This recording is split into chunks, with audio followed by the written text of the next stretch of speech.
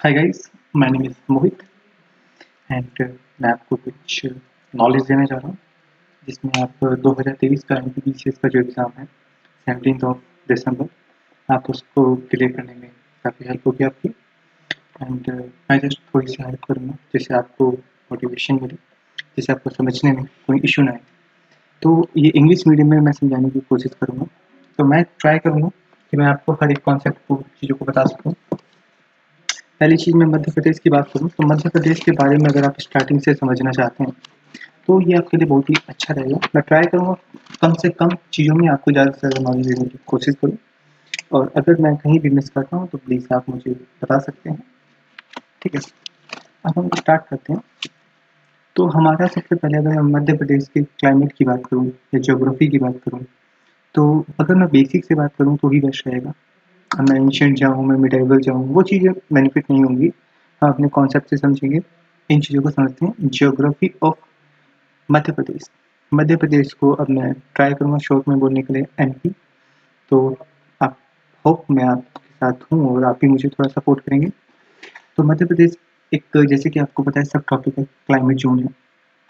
अगर मैं बात करूँ तो मध्य प्रदेश आप डायरेक्टली देख सकते हैं सेंट्रल पार्ट ऑफ इंडिया आता है, तो आप उस चीज़ पे बेस चलेंगे। अच्छा, मध्य प्रदेश आपको ये भी पता होना चाहिए एक लैंडलॉक कंट्री है। ठीक है, अगर मैं कंट्री बोल दूँ या स्टेट बोल दूँ तो कंफ्यूज मत होना। कंट्री से आप क्या करोगे, आप उसको और विजुअलाइज कर पाओगे। ठीक है, अगर नहीं कर सकते not an issue, just for the acknowledgement. अगर मैं कंट्री बोल दूँ तो डजंट केयर अबाउट दैट आप इंडिया से उसको बाहर लेके चले जाओ, इट्स फॉर एक्नॉलेजमेंट। ठीक है, so come to the main point. Madhya Pradesh जैसे कि आपको पता है ट्रॉपिकल जोन में आता है। मध्य प्रदेश की 14th डिस्ट्रिक्ट जो है वो ट्रॉपिक ऑफ कैंसर से निकलते हैं। ठीक, आई थिंक आपको tropic of Cancer and tropic of Capricorn and equator के बारे में पता होगा। नहीं पता कोई इशू नहीं, जब हम ज्योग्राफी की सीरीज बनाएंगे तो उसमें पता कर लेंगे। अभी मैं ओवरव्यू दे देता हूँ आपको। अर्थ का मिड पोर्शन को इक्वेटर कहते हैं। ठीक है, उससे 33 डिग्री ऊपर ट्रॉपिक ऑफ कैंसर आता है, नीचे ट्रॉपिक ऑफ कैप्रिकॉर्न आता है। ठीक है, इतनी चीज़ें समझ गया। हम 14 डिस्ट्रिक्ट के बारे में समझेंगे। रतलाम, उज्जैन, अगर मालवा, ठीक है, रायगढ़, शिरो और भोपाल, विदिशा, देवसिंह, सॉरी, सागर, खरमोह, कांटी, जबलपुर, उर्मिया, शहडोल डिस्ट्रिक्ट जो है वो सेंट्रल पार्ट ऑफ एमपी में आते हैं। ठीक है, अकॉर्डिंग टू कोपर के बेस पे मैं बात करूँ तो हमारे साउथ वेस्टर्न जो पार्ट है उनके बारे में समझ लेते हैं। झाड़वा, थार, अलीपुर, बरधानी, खंगोर, खांडवा, बुरहानपुर डिस्ट्रिक्ट जो है वो साउथ वेस्ट में आते हैं, जिसको आप ट्रॉपिकल ऑफ सवाना भी बोल सकते हैं। ट्रॉपिकल सवाना क्यों बोलते हैं, क्योंकि वहाँ पे मोस्टली जो सन की लाइट्स है वो ज़्यादा आती है, इसी वजह से इवेपोरेशन ज़्यादा होता है। इवेपोरेशन से क्या होता है आपको भी पता है, बारिश ज़्यादा होती है। बारिश ज़्यादा होने की वजह से क्या होता है, वहाँ का जो एरिया होता है वो ज़्यादा डेंस रहता है। ठीक, तो इसकी डिटेलिंग में हम जब हम कॉपन की क्लासिफिकेशन पढ़ेंगे और डिटेल में जाएंगे। अभी हम ओवरव्यू लेते हैं। एमपी जैसे कि पता है हाईलैंड जो एरिया है वो 300 मीटर के अप्रॉक्स में आता है। ठीक है, और मोस्टली मैं आपको नॉलेज यहाँ पे दे चुका हूँ। देन उसके बाद क्लाइमेट फॉरेस्ट के बारे में पढ़ते हैं। क्लाइमेट अगर मैं बात करूँ तो देखिए क्लाइमेट डिपेंड करता है सन के ऊपर। ठीक है, अगर मानसून आ रहे हैं तो कैसे आ रहे हैं, कैसे नहीं आ रहे हैं, तो इन चीज़ों को हम थोड़ा डिटेल में पढ़ेंगे बाद में। तो अभी मैं आपकी जो बात करूँ, climate is formal west and north state. ठीक है, सब ह्यूमिड रहता है नॉर्थन एरिया में। ठीक है, और मोस्टली ह्यूमिड जो रहता है वो साउथ ईस्टर्न वाली एरिया में रहता है। ठीक है, नहीं पता कोई इशू नहीं, जब हम इसकी फिजिकली जियोग्राफी करेंगे तब इस चीज़ों को और डिटेल में समझेंगे। ठीक है, अब आते हैं इसकी दो ब्रांच से यहाँ पे रेनिंग होती है, एक अरेबियन सी से और बे ऑफ बंगाल से। हमारे यहाँ जैसे कि आपको पता है 3 सीजन काउंट होते हैं। विंटर सीजन, ठीक है, विंटर सीजन हो गया, समर सीजन हो गया और आपका रेनी सीजन हो गया। इस चीज़ को और डिटेल में समझेंगे। जो विंटर आता है वो अक्टूबर से फेब में आता है। ठीक है, फिर मार्च से अगस्त, अक्टूबर तक ले सकते हो। ठीक है, मिड ऑफ, देखिए अगर मैं शॉर्टली बोलूँ तो आप कंसिडर कर लीजिए जून से अक्टूबर तक, अक्टूबर से फेब तक, मार्च से जून तक। अगर नहीं पता तो कोई इशू नहीं है, मैं और डिटेलिंग में समझाने की ट्राई करूँगा आपको। ठीक है। अभी हम विंटर की बात करेंगे, अक्टूबर से जो फेब के बीच में आता है, ठीक है।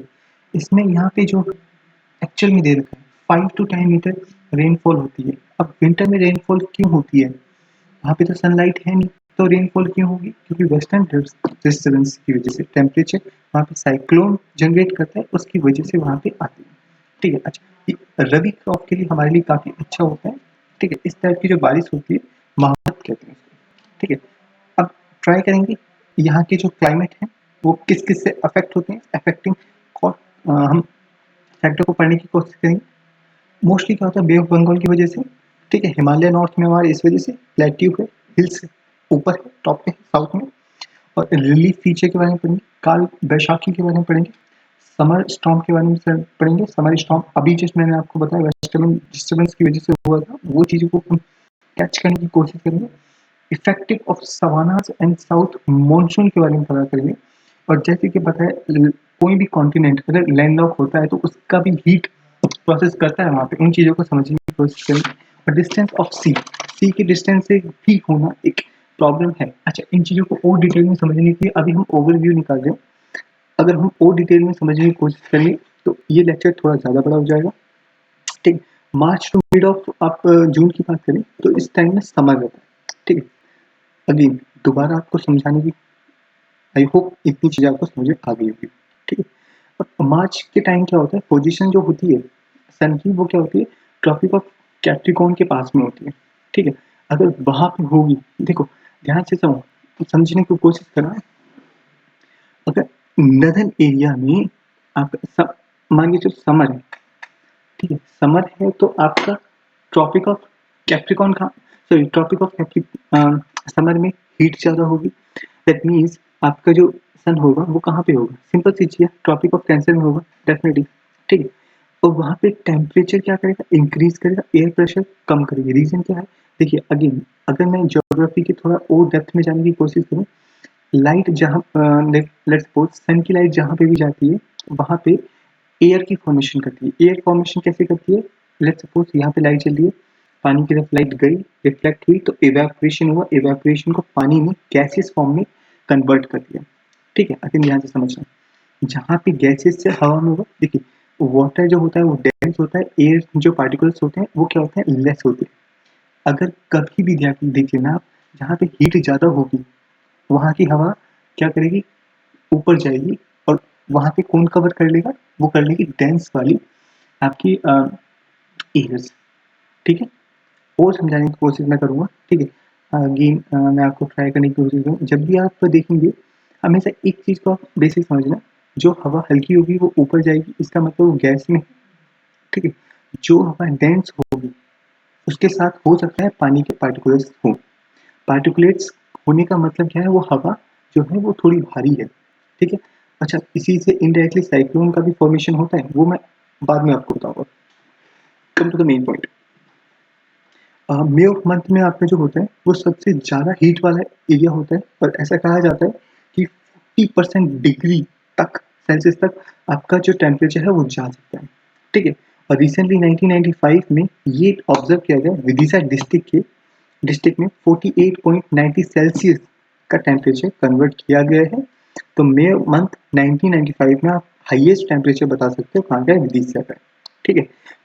अगर अराइवल से पहले क्या होता है, देखिए अगेन मैं आपको बताता हूँ, जब मानसून आता है तो वो कब आता है, somewhere around 12th of June में आता है। ठीक है। तो जून और मिड आप देख सकते हैं, ठीक, जून में हमारा जैसे ही रेनी सीजन आ गया, मानसून आने की कोशिश करता है, रेनी सीजन आने की कोशिश करता है, arrival of the south west monsoon in the 12th में आपको मैंने बताई दिया। ईस्टर्न साउथर्न एरिया मोस्ट रेनफुल होता है। क्यों ईस्टर्न साउथ क्यों होता है, देखो कभी भी बे ऑफ बंगाल की जो ब्रांच है वो घूमती है, तो आप खुद सोच के देखिए ईस्ट में पहले जाएगा या वेस्ट में पहले जाएगा। ठीक है। लॉजिक है, साउथ में पहले जाएगा या नॉर्थ में पहले जाएगा। आप लॉजिकली भी समझने की कोशिश करेंगे तो आपको आराम से आ जाएगा। देखो हवा नीचे से आ रही है ना, और हवा हमेशा बेंड होती है। बेंड क्यों होती है, कॉरियल्स फोर्स की वजह से। अच्छा, कॉरियल्स फोर्स नहीं पता तो सिंपल सी भाषा में बता देता हूँ, हमारी अर्थ रोटेट करती है, रोटेट करने से क्या होता है, लेट्स सपोज कोई इंसान भाग रहा है, अगर मैं कोई भी बॉल या ऑब्जेक्ट थ्रो करूंगा तो वो क्या उसी के ऑब्जेक्ट में जाएगा, नहीं, जब तक मैं फेंकूंगा और जो ऑब्जेक्ट वहां से वहां का डिस्टेंस कवर करेगा तो उतनी देर में तो कोई सामने वाला बंदा आगे जा चुका होगा। क्यों? क्योंकि वो ऑलरेडी किसी भी डिस्टेंस में चल रहा है, ठीक है, वो ऑलरेडी स्पीड गेन कर रहा है। दैट मीन सिंपल सी चीज है, कॉर्डियलिस फोर्स। कॉर्डियलिस फोर्स को समझाने की कोशिश हम ज्योग्राफी के मेन चैप्टर में पढ़ेंगे, अभी हम ओवरव्यू समझेंगे, ठीक है। अब आते हैं एवरेज रेनफॉल हमारी क्या क्या होती है, ठीक है। एवरेज सबसे हाईएस्ट रेनफॉल मैंने आपको ऑलरेडी बता दी है, ठीक है। आई होप आप समझ चुके होंगे हाईएस्ट एरिया जहाँ पे होगा वहाँ पे क्या रेनफॉल ज़्यादा होगी, सोच के देखिए, ठीक है। एवरेज रेनफॉल हमारी होती है बेतुल में, छिंदवाड़ा में, शनी में, बालाघाट में, मालदा में, डिंगोरी में, अनूपपुर में। डिस्ट्रिक्ट क्या होती है 125 से लेकर 150 मीटर तक, ठीक है। Average rainfall in the Bhopal, Raisen, Vidisha, Sagar, Sidhi, Chhatarpur और दमोह डिस्ट्रिक्ट के सेंट्रल जो नॉर्थन ईस्टर्न एरिया है वहाँ पे कितना होता है 75 से लेकर 100 मीटर तक होती है, ठीक है। दतिया, शिवपुरी, मुनेरा, भिंड, इंदौर, उज्जैन, रतलाम, धार, अलीगढ़, सिरोही, सुजापुर, लोकेटेड ये वाला जो एरिया होता है वो लेस देन 75 मीटर से होता है, ठीक है। हाईएस्ट जो रेनफॉल होती है वो पंचमरी में होती है जो होशंगाबाद है, होशंगाबाद है, सॉरी मैं मध्य प्रदेश से नहीं हूँ तो मे भी हो सकता है कुछ चीज़ें मैं मिस कर रहा हूँ, तो प्लीज़ लेट मी नो। वहाँ पे 215 मीटर तक भी रेनफॉल होती है। सबसे कम कहाँ पे होती है? भिंड में होती है। कहाँ पे? घोड़ में। कितना होती है? 55 मीटर होती है, ठीक है। अब विंटर सीजन में आते हैं, मिड ऑफ अक्टूबर से लेकर फेब के बीच में, ठीक है। वहाँ पे ह्यूमिड वाला एरिया हम देखते हैं, ठीक है। यहाँ पे मोस्टली जो होती है मानसून चली जाती है, मानसून चली जाएगी तो सिंपल सी चीज़ है, आपका जो सन है वो नीचे आ जाएगा, नीचे आ जाएगा तो हीट कम होगी तो ऑटोमेटिकली विंटर आ जाएगा, ठीक है। लॉजिक समझ गई बात है, ठीक है। तो अब हम समझते हैं क्लासिफिकेशन। क्लासिफिकेशन समझते हैं। मालदा प्लेट्यू है, मॉडरेट टेम्परेचर है, इसलिए मॉडरेट हीट रहती है, समर नॉर्मली आपका ठीक रहेगा, ठीक है। मॉडरेट कोल्ड रहेगा, विंटर सीजन आपका नॉर्मली रहेगा। रेनफॉल होगी जस्ट फेयर इनफ, बट कहाँ से होगी? अरेबियन सी से होगी। मालदा प्लेट्यू, देखिए मालदा प्लेट्यू मोस्टली आपका कवर हो जाता है उसमें, ठीक है। अगर कोई अरावली पूछे, Aravalli mostly south sorry Rajasthan से कवर करती है, ठीक है। और नर्मदा वैली, ठीक है, Narmada valley experience extreme hot होता है, क्यों?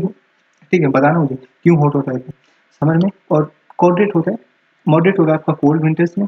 और ये आपका नॉर्दर्न प्लेन्स में क्या होता है? Hotter in summer, hottest in summer, ठीक है।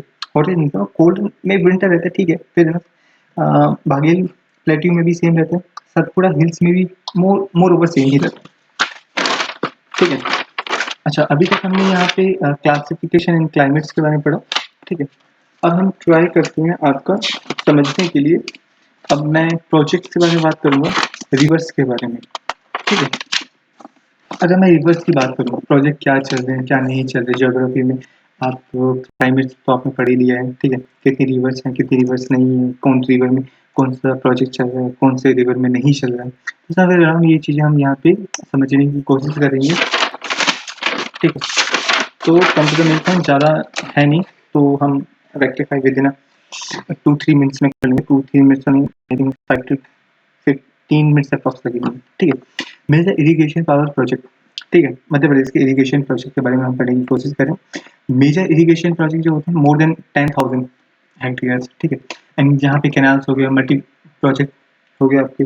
और मीडियम इरिगेशन में क्या होता है बिटवीन 2000 से लेकर 10,000 तक हो गया, स्मॉल कैनाल्स होते हैं वहाँ पे, ठीक है। और माइनर जो इरिगेशन प्रोजेक्ट होते हैं वो लेस देन 2000 होते हैं, जहाँ पे वेल्स हो गया, ट्यूबवेल्स हो गई, ड्रिप्स इरिगेशन हो गया, पाउंड्स हो गए, ये सभी चीज़ें कंसिडर की जाती हैं। Development of irrigation project in Madhya Pradesh, अगर मैं मध्य प्रदेश के पर्टिकुलर इरिगेशन के प्रोजेक्ट के बारे में आ गया हूँ तो पापड़ा, आई थिंक पापड़ा डैम ही है, अगर मैं गलत हूँ तो प्लीज़ मुझे रेक्टिफाई करना। पापड़ा dam build in Morena district 1927 में हुआ था, ठीक है। This is the first major example, ठीक है। And after that irrigation tank, ठीक है, कॉन्ट्रीब्यूटेड इन पलकमती रैसन में 1933 में हुआ है। एंड मोरू नाला में बालाघाट में इन 1936 में हुआ है, ठीक है। शक ये क्या है? शक अशन प्रोजेक्ट है, काकिदा हसी, आई थिंक मैंने कुछ गलत लिखा है यहाँ पे। तेहरा डैम है, दिस इज द कॉन्ट्रीब्यूटेड 1940 से लेकर 1944 तक। एमपी 7th नंबर पे आता है इरिगेशन में, ठीक है, नोटिस करना। 7th नंबर पे आता है इरिगेशन में मेजर इरिगेशन जो एरिया है इन मध्य प्रदेश वो 4 भागों में डिवाइड है। First highly irrigation area, average irrigation area, below average irrigation area और लीस्ट इरिगेशन एरिया। ठीक है, इन चीज़ों को समझने की कोशिश करेंगे। हाईएस्ट इरिगेशन जो एरिया है वो है चंबल वैली एंड मैक्सिमम वहाँ पे कैनाल बनाई गई है, ये नॉर्थन पार्ट में पाया जाता है। ठीक है, पाया क्या जाता है वहाँ पे। एवरेज इरिगेशन क्या है, सेंट्रल एरिया है, अबाउट 35 जो परसेंटेज है वो इरिगेशन यहीं से होता है, कैनाल से होता है, ट्यूब से होता है और वेल से होता है। ठीक है, बिलो एवरेज इरिगेशन एरिया जो है नर्मदा वैली से पाया जाता है। नर्मदा वैली और वेस्टर्न पार्ट ऑफ मोस्टली यहाँ से 15% का जो इरिगेशन है वो रन किया जाता है। ठीक है, लीस्ट में क्या होता है, लीस्ट में समझ रहा हूँ 10% इरिगेशन यहाँ पे आपको कंट्रीब्यूट किया जाता है south eastern part of Madhya Pradesh से।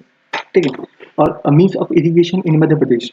ठीक है, मीन्स मतलब कम various means of irrigation that like a canal, ponds and other sources. Maximum irrigation that carry out from canal in Chambal Valley and central Malwa and Satpura region. Wainganga, Wainganga canal जो है आपका 1923 में हुआ था। 45 किलोमीटर लॉन्ग ये canal है। ठीक है, ध्यान रखना, वैनगंगा 1923 में हुई थी और 45 किलोमीटर लॉन्ग कैनाल है। और वर्णा, वर्णा कैनाल जो ट्रिब्यूटरी है वो नर्मदा की है। विंध्या, विंध्याचल या विंध्या हिल्स जो नियर बाय आपका भोपाल है, 1.2 kilometre 1.2 kilometre before the joining of Narmada two canals like पलाखती डैम और बेसिन रेसन। ठीक है, हलाल हलाली कैनाल जो है वो 1968 में हुआ, 40 किलोमीटर है लॉन्ग जो है। वो जो बिल्ड की गई थी वो बेतवा वैली में की गई थी, डेवलपमेंट हुई है। ठीक है, और विदिशा डिस्ट्रिक्ट में ये होता है।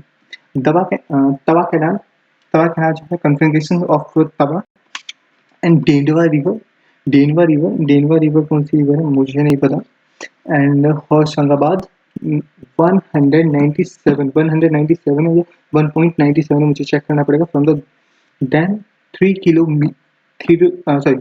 लाख हेक्टेयर इरिगेशन वहाँ पे होता है। ठीक है, और मैं यहाँ पे पॉइंट की बात कर रहा हूँ तो एशियन में खजुराहो जो है वो चंदेला डायनेस्टी के हैं। ठीक है, प्रोजेक्ट जो है वो तिक्कमगढ़ में साउथ ईस्टर्न और वेस्टर्न पार्ट में है। बलराम ताल स्कीम जो है welfare of the irrigation development 2007 से लेकर 2008 तक है। एम जो है enrichment of the ground water को इनरिचमेंट करना है। ठीक है, well and table Malwa प्लेटू and Bundelkhand Satpura and Narmada valley area. Micro and medium irrigation part 27 जो है वो मेजर है और 27 जो है मेजर है, 47 जो है वो मीडियम इरिगेशन प्रोजेक्ट जो है वो अंडर प्रोसेस है। ओके, हाँ, माइनर इरिगेशन जो है वो 303 है irrigation. The scheme of construction अभी चल रही है। चिटकुंद्री चिटकुंद्री मीडियम इरिगेशन प्रोजेक्ट जो है वो जबलपुर में है। कोकेश्वर माइनर इरिगेशन प्रोजेक्ट जो है वो करनाल में है, या ये मैंने गलत लिखा शायद, मैं चेक कर लेता हूँ फिर भी। कैट मीडियम इरिगेशन जो है प्रोजेक्ट वो सागर में है एंड भाषवा मीडियम इरिगेशन प्रोजेक्ट जो है वो बरहापुर में है। ठीक है, इसको मैं दोबारा रिगेन करूँगा, दोबारा रीचेक करूँगा तो इन चीज़ों को मेरे को थोड़ा और ज़्यादा समझ में मिलेगा। ठीक है, मीडियम मल्टीपर्पज प्रोजेक्ट की बात करते हैं। चंबल जो हो गया, चंबल प्रोजेक्ट जो हो गया 1953 से लेकर 1954 तक है। जॉइंट प्रोजेक्ट है, राजस्थान और एमपी के बीच में है। वो कितना मेगावाट पावर सप्लाई करता है, ये करता है 386। ठीक है, मेगावाट वो भी पोर्टेबल है, वाटर है और 3 फेज में किया गया है। गांधी सागर डैम है जो मध्य प्रदेश में है। राणा प्रताप सागर डैम जो है वो राजस्थान में है। जवाहर सागर डैम जो है वो राजस्थान में है। कोटा बैराज डैम जो है वो राजस्थान में है। और नर्मदा वैली प्रोजेक्ट जो है वो 5th लार्जेस्ट रिवर है इंडिया में जो इरिगेशन एंड पावर जनरेशन का काम करता है। ये भी आपका जॉइंट में है, मध्य प्रदेश में है, महाराष्ट्र है, गुजरात का, राजस्थान है। नर्मदा वाटर डिस्प्यूट जो है वो chairman V Ramaswamy and doctor Ansari के द्वारा सॉल्व किया गया था। वो किस किस के द्वारा था, तो राजस्थान के द्वारा था, मध्य प्रदेश के द्वारा था, महाराष्ट्र के द्वारा था और गुजरात के द्वारा था। और नर्मदा बचाओ आंदोलन जो है इंस्पायर नर्मदा कंजर्वेशन से है, जाकि वहाँ पे क्या है सोशल वर्कर हैं। माधवा पाटकर होगी movement, Aruna Patel is the most social reformer and अनुधानी रॉय होगी, बाबा आत्मदेव हो गए और सलमा अंसारी हो गए। And the movement Indira Sagar project जो है वो मल्टी प्रोजेक्ट है, नर्मदा रिवर में है। लोकेटेड एंड द पुंशाना विलेज है जो कहाँ पे है, खांडवा डिस्ट्रिक्ट है। खांडवा अगर डिस्ट्रिक्ट आपको याद करना हो तो राणा सांगा की लड़ाई याद कर लेना, ठीक है, जो बाबर से लड़ी थी वो बैटल ऑफ खांडवा थी, ठीक है। वो कब हुई थी, 1919 में नहीं हुई थी, 1527 में हुई थी, ठीक है। और ये कब बनाया गया था, खांडवा जो विलेज है वो इंदिरा सागर प्रोजेक्ट जो है वो अक्टूबर 23 1983 में है। सागर सरोवर जो प्रोजेक्ट है, सागर सरोवर प्रोजेक्ट, आपको ये चीज याद रखनी है कि सबसे हाईएस्ट में सेकंड नंबर पे पाए जाते हैं, ठीक। पंडित जवाहरलाल नेहरू ने पहला इसका स्टोन रखा गया था, कब रखा गया था, 5 अप्रैल 1961 में रखा गया था, कॉन्ट्रीब्यूटेड। एंड द फाइनल इसकी स्टेज कब हुई थी, सितंबर 17 2017 में हुई थी। एंड हाईएस्ट 138.6 मीटर ये पाए जाते हैं, ठीक है। माहेश्वर डैम जो लोकेटेड है नर्मदा वैली, अच्छा, नर्मदा वैली जो है और रिवर जो है वो सबसे हाईएस्ट आप मध्य प्रदेश में देख सकते हो। आप इनडायरेक्टली यहाँ की गंगा भी मान सकते हो, ठीक है। ओमकारेश्वर आपको याद होगा ये उज्जैन में पाया जाता है, ठीक है। और ये भी कहाँ पे है, खांडवा में, ठीक है। मल्टी प्रोजेक्ट है वहाँ पे, मांडला विलेज है वहाँ से पाया जाता है। रवि अवंती, बई सागर और बैरगी प्रोजेक्ट, बैरगी एक रिवर का भी नाम है जो मल्टी प्रोजेक्ट है, 1988 से लेकर 1990 तक हुआ था, ठीक है। ये भी नर्मदा की एक ट्रिब्यूटरी है जो बिछोरा विलेज में पाया जाता है और जो कहाँ पे, जबलपुर में। और जबलपुर कहाँ पे, जबलपुर है मध्य प्रदेश के नॉर्थन एरिया में, ठीक है। जबलपुर हो गया, कैथी हो गया, रेवा हो गया, सतना हो गया। सतना वो है जो डलहौजी ने मतलब डॉक्ट्रिन ऑफ लैप्स के द्वारा लिया गया था, ये वही सतना है, ठीक है। थानवर प्रोजेक्ट जो है और झुंझुनू में शायद झुंझुनपुर है, मालदा डिस्ट्रिक्ट में। और बरना प्रोजेक्ट जो है, बरना प्रोजेक्ट अगेन जो भी प्रोजेक्ट है वो रिवर के ऊपर ही नाम लिखे गए हैं, तो इन चीज़ों को याद करने की जरूरत नहीं है, बट इतना चीज़ याद रखना, बरना प्रोजेक्ट जो है वो वर्ल्ड बैंक के द्वारा सपोर्टिंग में, असिस्टेंस में बनाया गया। असिस्टेंट में कुछ भी हो सकता है, मे बी शायद पैसे दिए हो, मे बी शायद अपनी तकनीकी बताई हो, मे बी शायद वहाँ के वर्कर लगे हों, तो it's all about that work, okay. तो यहाँ पे कोलर जो प्रोजेक्ट है, कोलर प्रोजेक्ट अगेन सेम है, वर्ल्ड बैंक के द्वारा असिस्टेंट किया गया, tributary of Narmada. Narmada again मैंने आपको बताया, नर्मदा कहाँ पे, सीहोर में है। सीहोर किस तरफ है, छतरपुर की तरफ है। छतरपुर, अगर आपको याद होगा प्रदीप मिश्रा जी एक भक्त हैं जो कथा गाते हैं, तो शिहोर वही वाला शिहोर है, ठीक है। और शुक्ता प्रोजेक्ट जो है वो बिल्ड किया गया था शुक्ता रिवर में, tributary of Narmada valley and the border of Khandwa and भुरापुर, ठीक है। एंड खोरल प्रोजेक्ट जो है वो फर्स्ट इंटर वैली प्रोजेक्ट जो है मध्य प्रदेश में 1979 में इन कोरल रिवर में, इंदौर डिस्ट्रिक्ट में। इंदौर कहाँ पे, इंदौर मध्य प्रदेश की अभी की राजधानी है, ठीक है। और पहले कौन सी थी, भोपाल, ठीक है। वॉलेट चंद्रशेखर आजाद प्रोजेक्ट जो है वो 1985 में है, अगेन हथनी रिवर के ऊपर है। और ये जो कहाँ पे, अलीगंज डिस्ट्रिक्ट में, अलीपुर डिस्ट्रिक्ट में। मान प्रोजेक्ट क्या है, मान प्रोजेक्ट एक रिवर का नाम है, ठीक है। वो कहाँ पे पाया जाता है, धार डिस्ट्रिक्ट में, ट्रिब्यूटरी ऑफ नर्मदा में। और तवा डैम प्रोजेक्ट जो, अब यहाँ पे हम डैम पे आ गए, और जो तवा अभी हमने बात की थी वो तवा की कैनाल, ठीक है। प्रोजेक्ट वो क्या है, 1960 में प्रोजेक्ट है, तवा रिवर के ऊपर पाया जाता है। तवा रिवर पे ही आपका कैनाल भी है, ठीक है। ये 1960 में पाया गया था। और तवा कैनाल जो 197 किलोमीटर जो है वो 3 लाख हेक्टेयर जगह को इरिगेशन, मतलब वहाँ पे पानी पहुँचाने का काम करता है, ठीक है, ध्यान रखना। यहाँ पे बांथानी राजीव सागर प्रोजेक्ट की बात कर सकते हैं, यहाँ पे जॉइंट प्रोजेक्ट है। यहाँ पे जॉइंट प्रोजेक्ट किस किस के बीच में, मध्य प्रदेश और महाराष्ट्र के बीच में है, इन दोनों के जगह होता है। अच्छा, मध्य प्रदेश से बालाघाट और थैमूर से आपका ये जो है वो महाराष्ट्र में है। सागर प्रोजेक्ट कहाँ पे है, सोन रिवर में पाए जाते हैं, सहलूल है। एंड बेदुल डिस्ट्रिक्ट कहाँ पे है, एमपी में है। मतियानी एक रिवर का नाम भी है जो ट्रिब्यूटरी है बंजर की, ठीक है। मैं प्रोजेक्ट जो है वो 1979 में हुआ था। पंच प्रोजेक्ट जो है, पंच प्रोजेक्ट एक रिवर का नाम है जो जॉइंट प्रोजेक्ट है किस किस के बीच में, मध्य प्रदेश के बीच में और महाराष्ट्र के बीच में। और चिड़वानी मध्य प्रदेश का एक डिस्ट्रिक्ट है, वहां पे पाया जाता है। और ऊपर वेणगंगा अगेन, वेणगंगा जो थी, वेणगंगा 1923 में सबसे बड़ी कैनाल है जो 45 किलोमीटर लंबी है, ठीक है। वेणगंगा का एक प्रोजेक्ट जो है वो अगेन दोबारा संजय सरोवर से मिलके 1970 में कंप्लीट हुआ। ये लार्जेस्ट डैम है एशिया का, एंड सेकंड में वर्ल्ड का नंबर 1 पे डैम पाया जाता है, ठीक है। एशिया में सबसे बड़ा और वर्ल्ड में सेकंड नंबर पे, ठीक है। और बांगर प्रोजेक्ट जो है 1953 में गवर्नमेंट ऑफ मध्य प्रदेश के द्वारा बनाया गया। ठीक है, अगेन मध्य प्रदेश के गवर्नमेंट के द्वारा, इसका मतलब क्या पहले जो प्रोजेक्ट थे वो मध्य प्रदेश के द्वारा नहीं बनाए गए थे, मध्य प्रदेश के द्वारा बनाए गए थे, बट वहाँ पे इंडिया मतलब यहाँ पे कंट्री की बात हो रही थी, यहाँ पे स्टेट की बात हो रही थी। बेतवा रिवर के पास पाया जाता है। ठीक है, उर्मिल प्रोजेक्ट एक रिवर का नाम है और ये मध्य प्रदेश और उत्तर प्रदेश के बीच में मतलब जॉइंट प्रोजेक्ट है एक तरह का। ठीक है, नरगावा प्रोजेक्ट जो है वो मध्य प्रदेश और उत्तर प्रदेश के बीच में है और ये डिस्ट्रिक्ट छतरपुर कहाँ पे है? ये है एमपी में। ठीक है, अच्छा छतरपुर कहाँ पे? छतरपुर ये वही छतरपुर है जहाँ पे आपके क्या नाम है, अरे एक बड़े प्रसिद्ध बाबा जी हैं, क्या नाम है उसका, धीरेन्द्र शास्त्री जी वाला ही छतरपुर है ये। ठीक है, और माही प्रोजेक्ट जो है वो 1985 में धार और झाबुआ डिस्ट्रिक्ट, जो माही एक रिवर का नाम है जो ट्रॉपिक ऑफ कैंसर को 2 बार काटती है, जो मध्य प्रदेश में होती है और प्लस में ये मध्य प्रदेश के होते होते ये राजस्थान में भी चली जाती है।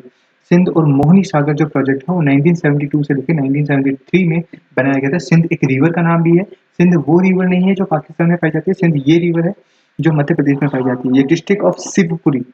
ठीक है, टॉन प्रोजेक्ट एक ऐसा प्रोजेक्ट है जो हाइड्रो पावर जनरेट करता है, हाइड्रो पावर, और ये है सतना में, सतना अगेन डलहौजी में द्वारा ये होता। ठीक है, अगेन मैं आपको बता दिया। बाघ प्रोजेक्ट जो माही रिवर के पास है वो महाराष्ट्र और मध्य प्रदेश के द्वारा इसको वो किया जा रहा है। और काली सागर प्रोजेक्ट जो है 1977 में बिल्ड किया था, काली रिवर का भी नाम है, और काली रिवर महाराष्ट्र और मध्य प्रदेश के बीच में एक प्रोजेक्ट चल रहा है जो मल्टी प्रोजेक्ट है, जिसको आप 2 स्टेट का इंटीग्रेटेड स्टेट भी कह सकते हो। और बेला धाम प्रोजेक्ट जो है बेला रिवर का नाम है और ये कहाँ पे है? सागर डिस्ट्रिक्ट में है। सागर डिस्ट्रिक्ट कहाँ पे? वो मध्य प्रदेश में है। ठीक है, 1973 में हुआ था। ये अटल सागर प्रोजेक्ट जो है वो मादीखेड़ा रिवर में, अगेन ये मोस्टली जो आपके नाम होगा जो वो सभी रिवर के नाम पे होंगे। अगेन अभी मैंने आपको बताया था डैम रिवर सिंध कहाँ पे पाई जाती है? शिवपुरी में पाई जाती है, इसमें कोई पढ़ने की बात ही नहीं है। 62 मीटर ये लंबी है और लेंथ में 1072 मीटर। ठीक है, रिवर इंटरलिंकिंग मतलब रिवर को आपस में मिलाना, ये छोटी मोटी रिवर नहीं, बड़ी से बड़ी रिवर को मिलाना। जैसे आपकी नॉर्थ में होगी आपकी कौन सी होगी? गंगा होगी। ठीक है, और साउथ में कौन सी होगी? आपकी नर्मदा होगी। इन दोनों को मिलाने का बाद जो किए जाएगी वो सबसे बड़ा प्रोजेक्ट होता है। इसको कहते हैं हम 2 प्रोजेक्ट को मिलाना, इसी को कहते हैं रिवर इंटरलिंकिंग प्रोजेक्ट। ठीक है, सबसे पहले प्रपोजल किसने दिया था? 1960 में दिया था और ये दिया गया था मिनिस्टर एल के रॉय के द्वारा कावेरी नदी और गंगा नदी को मिलाने की बात की थी। बट ये अभी जो प्रोजेक्ट हुआ है वो केन नदी से और बेतवा नदी का हुआ है। बेतवा नदी का कब हुआ है? अगस्त 25 में 2005 में। ये ऐसा क्यों हुआ है? क्योंकि यहाँ पे आपको ऑलरेडी पता है केन जो नदी है, केन नदी में पानी कम हो गया और बेतवा नदी में पानी ज़्यादा है। अगर हम बेतवा नदी का पानी केन नदी में मिला देंगे तो दोनों जगह का इरीगेशन मतलब जहाँ पे किसानों को प्रॉपरली पानी मिल जाएगा। और ये क्या हुआ है? अमृत काल के द्वारा किया गया है और ये पेनिनसुला रिवर में पाया जाता है। 2 टाइप की रिवर पाई जाती हैं, जो नॉर्थन एरिया में है वो हिमालयन रिवर कहलाई जाती हैं और जो नीचे साउथ में आती हैं वो पेनिनसुला रिवर कहलाई जाती हैं। आई होप अ लॉट मैंने आपको बता दिया एंड मैं आशा करता हूँ आप सभी खुश रहेंगे और मैं ट्राई करूँगा जितना ज़्यादा से ज़्यादा आपको बता सकूँ। अगर कोई भी इम्प्रूवमेंट की जरूरत हो please let me know. Thank you so much, have a nice day.